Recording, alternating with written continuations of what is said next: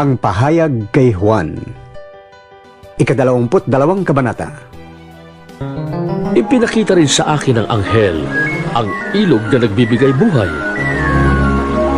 Ang tubig nito na sinlinaw ng kristal ay bumubukal mula sa trono ng Diyos at ng Kordero at umaagos sa gitna ng lansangan ng lungsod. Sa magkabilang panig ng ilog ay may punong kahoy na nagbibigay buhay. Ang bunga nito'y iba-iba bawat buwan at nakapagpapagaling naman sa sakit ng mga tao ang mga dahon nito. Wala doong makikitang anuman na isinumpa ng Diyos.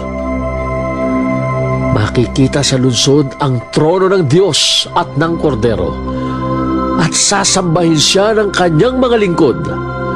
Makikita nila ang kanyang mukha at masusulat sa kanilang noo ang kanyang pangalan.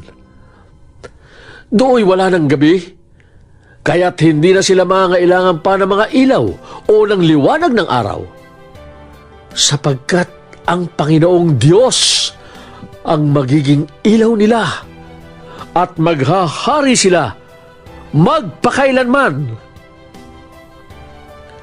At sinabi sa akin ng anghel, Maaasahan na totoo ang mga salitang ito. Ang Panginoong Diyos na nagkaloob ng kanyang espiritu sa mga propeta, ang siyang nagsugo sa kanyang mga anghel upang ihayag sa mga lingkod niya ang mga bagay na magaganap sa lalong madaling panahon. Makinig kayo! sabi ni Jesus, Darating na ako! Mapalad ang tumutupad sa mga propesiya na nilalaman ng aklat na ito. akong si Juan ang nakarinig at nakakita sa lahat ng ito. Matapos kong marinig at makita ang lahat, ako'y nagpatira pa sa paanan ng anghel na nagpakita sa akin ng mga ito upang siya'y sambahin. Ngunit sinabi niya, Huwag, ako may alipin ding tulad mo, at tulad din ng iyong mga kapatid na propeta at ng lahat ng sumusunod sa mga salita sa aklat na ito. Ang Diyos ang sambahin mo. at sinabi rin niya sa akin, Huwag mong ililihim ang mga propesiya na nasa aklat na ito, sapagkat malapit nang maganap ang mga ito. Magpatuloy sa pagpapakasama ang masama. Magpatuloy sa pagpapakarumi ang marumi. Ngunit ang mabuti ay magpatuloy sa pagpapakabuti, at ang banal sa pagpapakabanal. Makinig kayo! sabi ni Jesus, Darating na ako! Dala ko ang mga gantimpalang ibibigay sa bawat isa ayon sa kanyang ginawa. Ako ang Alpha at ang Omega, ang una at ang huli, ang simula at ang wakas.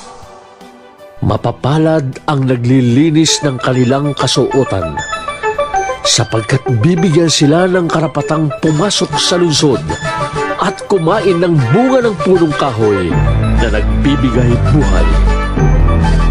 Subalit maiiwan sa labas ng lungsod ang mga makasalanan, ang mga mangkukulam, ang mga nakikiapid, ang mga mamamatay tao, ang mga sumasamba sa Diyos-Diyosan, at ang mga sinungaling sa salita at sa gawa.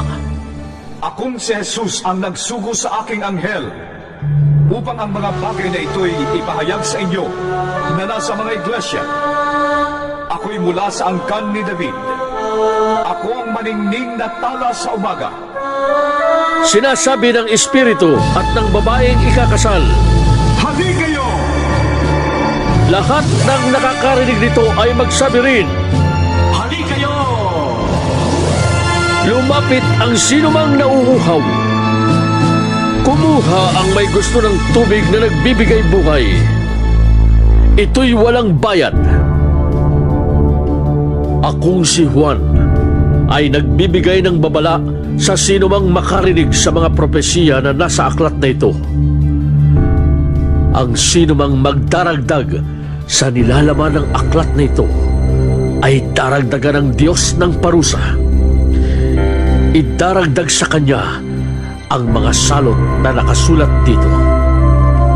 Ang sinumang mag-alis ng anuman Sa mga propesiyang naririto, ay aalisan naman ang Diyos ng karapatan sa bunga ng punong kahoy na nagbibigay buhay at sa banal na lungsod na binabanggit dito. Sinasabi ng nagpapatotoo sa lahat ng ito, Tiyak na nga, darating na ako. Amen. Sana'y dumating ka na, Panginoong Jesus. Naway makamta ng lahat ang pagpapala ng Panginoong Jesus.